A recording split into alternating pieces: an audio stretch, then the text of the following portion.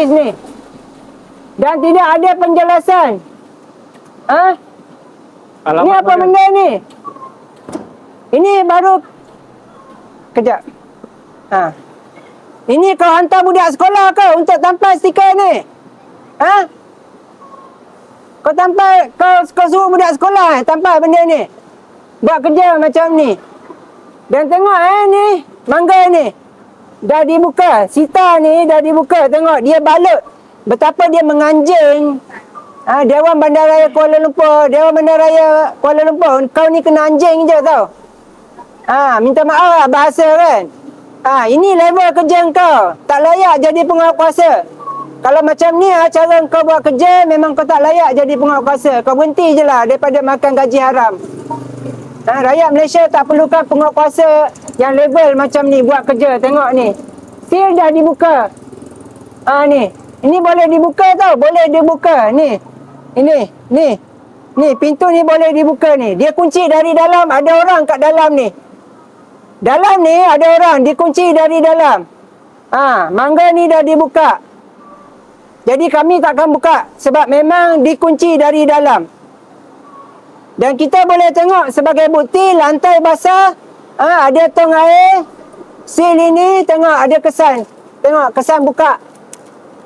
Ada kesan buka. Kau seal macam mana ni di BKL? Betul-betul kau memalukan lah di BKL. Ini di Mangga. Di BKL kau buka ada ayam dalam ni. Bela ayam dalam ni. Sepatutnya kau potong bekalan air ni. Bila kau dah sita, kau potong sekali bekalan air ni. Baru dia tak boleh beroperasi. Ini rakyat nak kena ajar ke di BKL? Come on lah di BKL. Malulah. Malulah dengan rakyat Malaysia. Ini dah masuk tahun 2025. Kita dah masuk tahun 2025. Sampai bila tidak ada penambahbaikan cara penguatkuasa bekerja. Kau sita dekat depan, dekat belakang diorang masih boleh buka. Ini bermakna tak ada makna kau nak sita dia lah. Kau sita depan, belakang dia masih boleh beroperasi. Ini menunjukkan warga asing tak heran dengan sitaan kau. Dia tak peduli. Dia tak takut pun.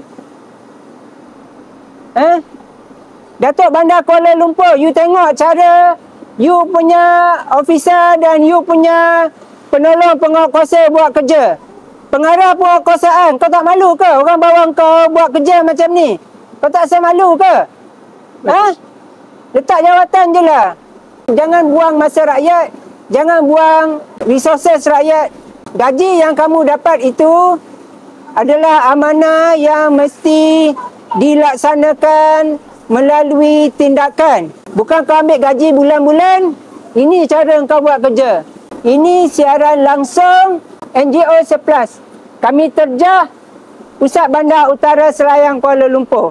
Kami hadir di sini, kali terakhir kami hadir di sini pada 19 hari bulan Oktober yang lalu. Iaitu 2 minggu lepas. Exactly 14 hari yang lalu.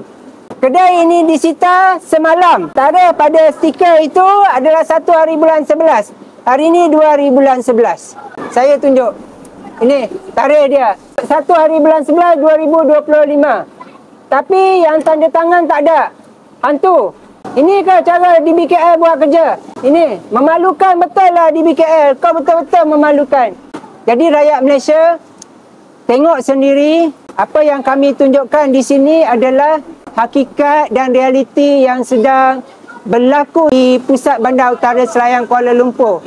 Kawasan di bawah seliaan Dewan Bandaraya Kuala Lumpur. Tengok sendiri kelemahan penguatkuasaan undang-undang di bawah Dewan Bandaraya Kuala Lumpur.